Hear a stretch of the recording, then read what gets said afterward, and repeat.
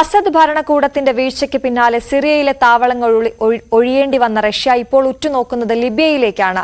ഒരു തുറമുഖമോ മിലിറ്ററി കേന്ദ്രമോ ലിബിയയിൽ നിർമ്മിക്കാൻ കഴിഞ്ഞാൽ ഇപ്പോഴുണ്ടായ നഷ്ടങ്ങൾ നികത്താം എന്ന കണക്കുകൂട്ടലാണ് റഷ്യ. റഷ്യൻ മിലിറ്ററി കേന്ദ്രങ്ങൾ സിറിയയിൽ സ്ഥാപിച്ചിരുന്നത് അസദ് ഭരണകൂടത്തെ സംരക്ഷിക്കണമെന്ന ഉദ്ദേശത്തോടെ മാത്രമായിരുന്നില്ല.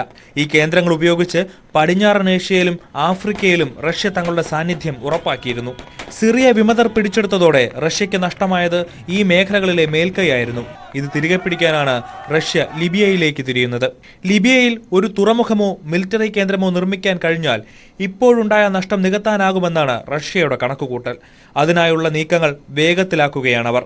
സിറിയയിലെ ടാർട്ടൂസ് നേവൽ കേന്ദ്രത്തിൽ സ്ഥാപിച്ചിരുന്ന തങ്ങളുടെ ചില ആയുധങ്ങൾ റഷ്യ ലിബിയയിലേക്ക് മാറ്റിയെന്നാണ് report. Libyan National Army chief Khalifa ഹഫ്തറുമായി റഷ്യ ചർച്ചകൾ നടത്തുകയാണ്. ബെൻഗാസി നഗരത്തിലെ തുറമുഖമാണ് റഷ്യ നോട്ടമിട്ടിരിക്കുന്നത്.